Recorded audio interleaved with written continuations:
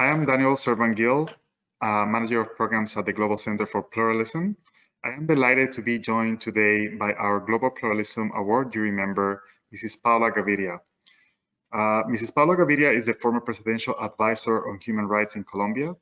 A lawyer by training, she has worked extensively on the peace process in Colombia and is now Director General of Fundación Compás, which contributes to peace-building efforts in Colombia and around the world. Mandamos también un saludo muy especial a todos aquellos que nos siguen desde Latinoamérica y en particular desde Colombia. Thank you, Paula, for joining me today for this interview for our Pluralism and the Pandemic portal. We have been looking at the inequalities that have been surfaced due to the pandemic in Latin America and how governments and societies have responded. Can you give me a sense of how the pandemic has affected the peace process in Colombia? Daniel, first of all, thank you for the invitation. It's a pleasure to join you here and the Global Center for Pluralism. It obviously has affected the implementation of the agreements, because the implementation of the agreements, it's also about being in the territories, being with the ex-combatants, being with the communities, trying to build and rebuild up trust and livelihoods. So it has been hard for the government and the different institutions to be there in the regions with the people, with the communities. But I have to say that the commitments from the former FARC and the government is still there. There's a lot of awareness from civil society also waiting for things to move up. The planning and the execution of the different decisions has gone slower. But what we see is that the ex-combatants, the FARC members, are, as we are all doing, reinventing themselves. So they are trying to look for support, maybe via social media. Ourselves at the Compass Foundation have been helping them to promote their products via Twitter and via different networks, and to make connections between them as ex-combatants and others, entrepreneurs maybe, that are doing similar things. So it has also been a time for, I see it as a time for opportunities. And now that we are all in a way more connected because we have realized that this we are united as humanity in all that is related to science and to the environment in a way, and so the means in which we have learned to connect ourselves, which are all the digital platforms and all this, have in a way made more connections than before. So I think that that's positive. And I would say that the less positive, which is, I mean, it's really, really a shame, is that security issues have gone very, I mean, the regions in some municipalities in Colombia, the presence of different illegal actors has increased because of the pandemic, because of the restrictions of the institutions to be present and etc. So they have in a way gone stronger and have taken advantage of people being in their houses because of the quarantine and have threatened them. And lately, last month, it was a big sorrow that we heard about different killings, mostly young people in regions in Colombia where the presence of illegal actors is very active. So, and ex-combatants have been killed also during the pandemic. It hasn't stopped. So security issues, the presence of the state, the way to surround ex-combatants as a way to preserve peace and to take care of it has not been working as it should. And social leaders as well, they still are threatened. They have been killed, several of them during the pandemic. And this is also part of what we agreed in the peace agreement. There's the part 3 of the agreement, which deals with security measures for leaders, and the institutions that were created by the agreement to preserve this and to protect this have not worked as they should have worked. So I would say it's a good a good like a positive development of the agreement. The commitment is there, the institutions are there, the ex-combatants are for the peace agreement and everything, but security issues are really the biggest challenge that we have right now in the peace agreement. In addition to challenges posed by the pandemic to the peace agreement, we see across Latin America that the pandemic has exacerbated issues around other human rights, inequality. How has this been seen in Colombia? Have you seen also some of these inequalities particularly exposed due to the pandemic? I would say there's 2 issues there regarding human rights. One is related to the liberties of the citizens, which we accept because we have to preserve a bigger right, which is life and health. But sometimes those restrictions have gone farther than they should have gone. And that's something to be very careful with. There's a recent report, I don't know if it's International Transparency, an international organization that has said that in Colombia, for example, that has been a risk. Like that also the concentration of power in the executive power, because Congress hasn't been working as it should have, and the other mechanisms of the judicial system, for example, hasn't been working as it can in regular times. So there's a concentration of power in the executive power, which puts at risk the equilibrium of the different powers and obviously the liberties, because decisions have been taken that are restrictive.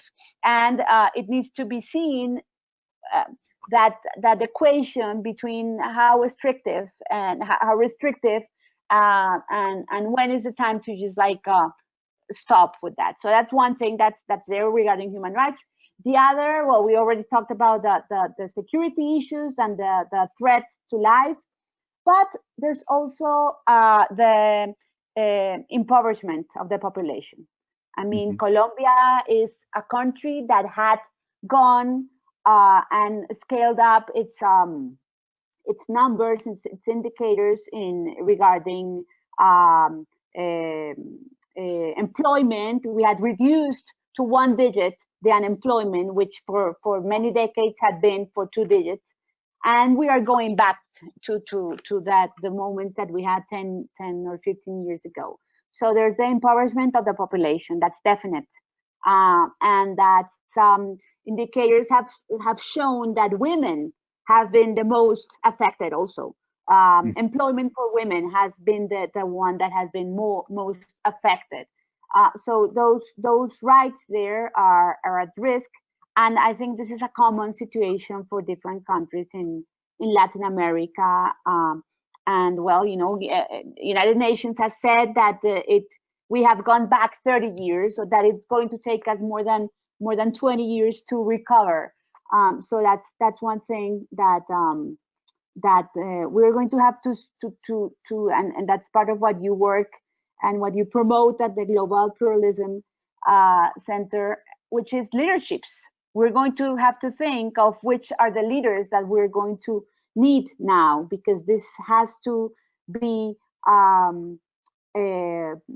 commanded in a way by a good pilot that has to take advantage of what the crisis has shown us, because crisis always show us the real problems, and COVID has put Colombia in a way in front of itself, in front of its fragility, vulnerability, in front of the different changes that had been done, but that required a little more effort to make them irreversible.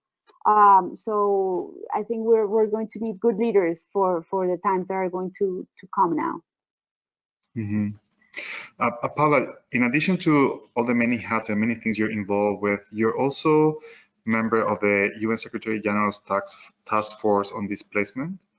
I would like you to reflect a little bit or share with us some of the perspectives and challenges that you see displaced people are facing in the continent because of COVID. Okay, so we all know that there's more than 40 million displaced people around the world. And many of those are in Latin America, and at least 8 million are in Colombia. We have Central America with important issues regarding mobility, issues regarding migrants and IDPs. Central America has been acquiring its more conscience around these issues. Mexico just recognized the issue of IDPs. They didn't recognize that they have internal population that were displaced, and they have recently, they're discussing now, they're passing a law in Congress for that. Salvador has done the same. They have a law that was passed 2 or 3 months ago, recognizing the issue and addressing it. And so has done Honduras. They are in progress. So that's good news for the political will, the commitment, and the responsibility that states have to protect and to prevent. So that's one thing. Obviously, there's going to be the situation regarding the pandemic. It's going to it has affected mainly the most vulnerable, and the internal displaced are the most vulnerable. In Colombia, for example, there was a strong improvement that was done in the past government, and this one had worked strongly on that too, on working with the internal displaced population to improve and leave behind their vulnerability. So it's about income, it's about improving their livelihoods, it's about land restitution, it's about all that. But what we have seen is that the IDPs that had improved and made progress have gone back. And so that's costly for them. Obviously, it's a huge impact, and the recovery there is going to be hard. And what we think it's important is that these IDPs have to be part of the solutions. They have to be part of the decisions that are being taken are being taken right now by the different decision makers, in order for them to say, hey, I have good ideas in order to know how to deal best with my situations, because they have been the most really affected by this. The other issue is that there's also some displacement still going on in the regions that we talked about, in the regions where there's important presence of illegal actors.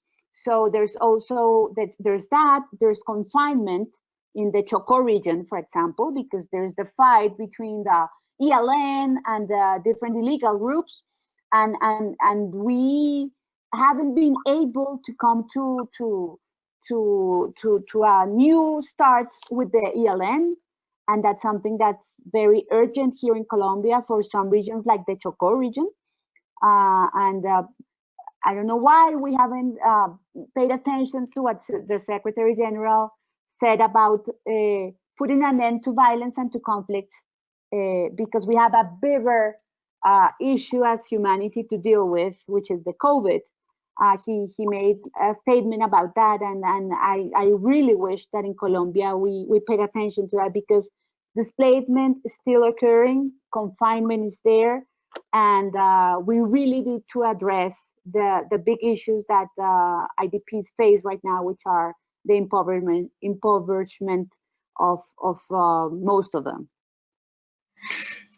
Just so that our audiences that may not know well the Colombian context can learn a little bit more about the profile of the IDPs in Colombia. Are these people that have to leave their towns because of the conflict? Like, can you explain a little bit? Okay, so what we have is around 8 million victims of internal displacement. For the past 50 years is the most recent conflict that we have had. And obviously the recent violence that has been starting between different illegal groups and the drug traffickers and all that. Most of the victims of internal displacement are indigenous populations and Afro-Colombians, are women, many are children. There's also LGBTI community that is displaced and suffer a lot because of the different discrimination and all that. And it's people that had to leave their lands, most of them. Most of them, we have to say, have recovered them because of the victims law. But there's many that had to leave where they were living without having a land. And there's this big issue about land for peasants in Colombia. So most of them are peasants coming from the rural areas, living in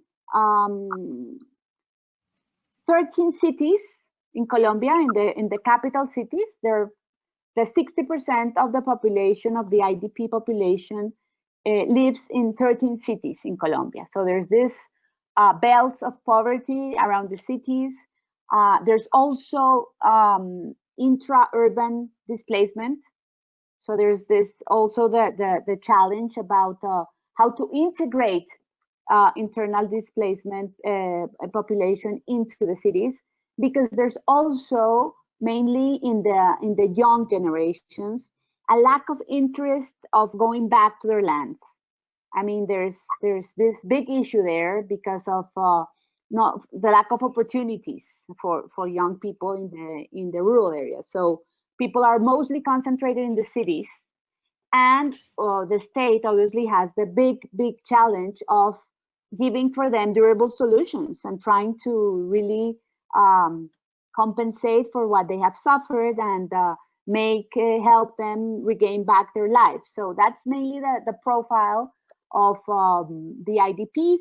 Also, there's good news. Obviously, there's a huge number of IDPs that have, as I said, gone back to their lands, that are participating in different decisions because they have a strong, they are very organized, and they are also working and helping with the implementation of the peace agreement. I think that's all very important also to recognize that there is progress that has also been made.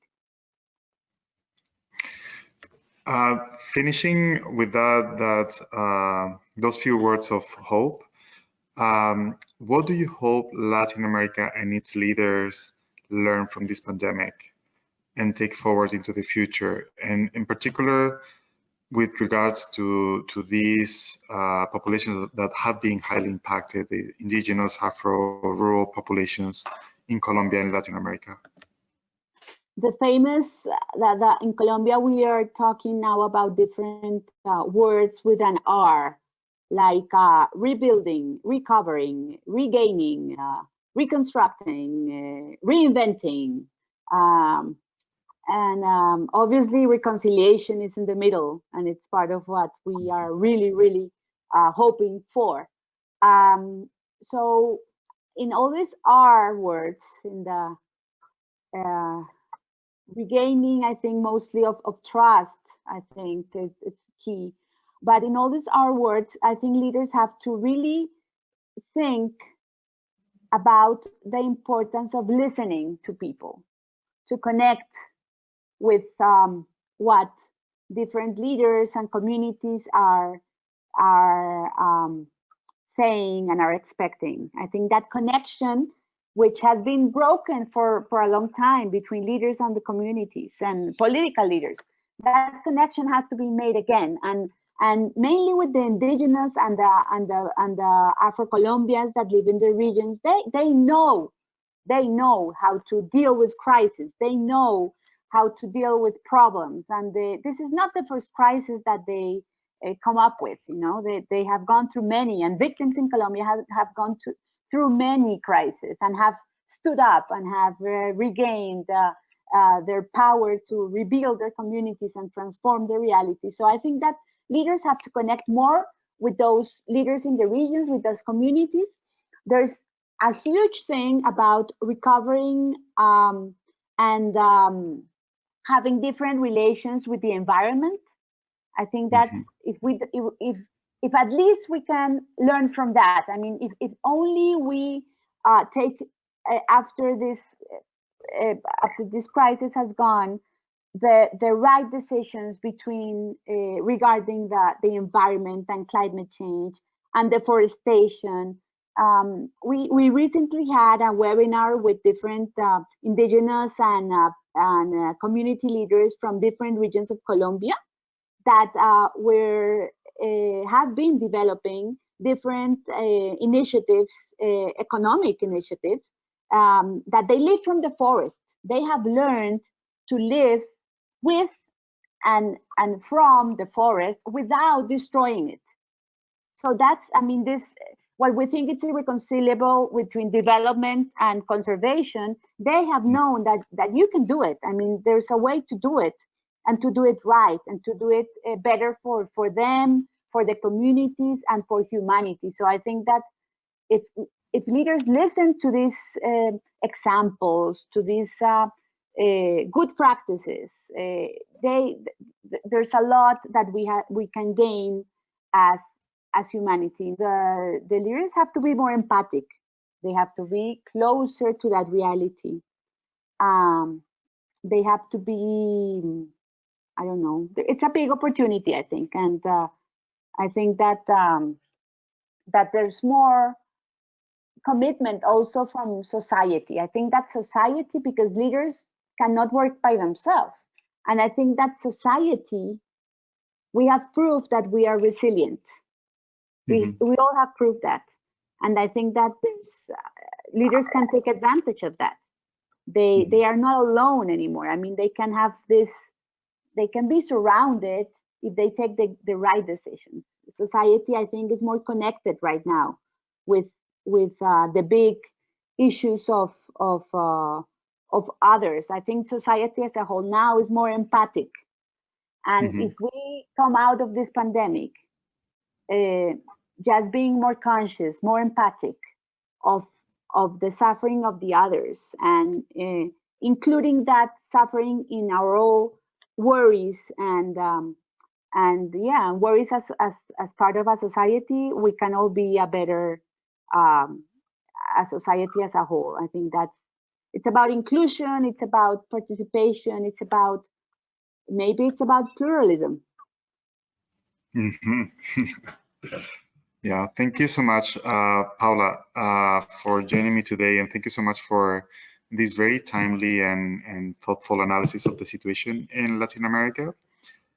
For those of you that are watching online and that are interested in more content like this, please check out our Pluralism at the Pandemic portal at pluralism.ca/portal.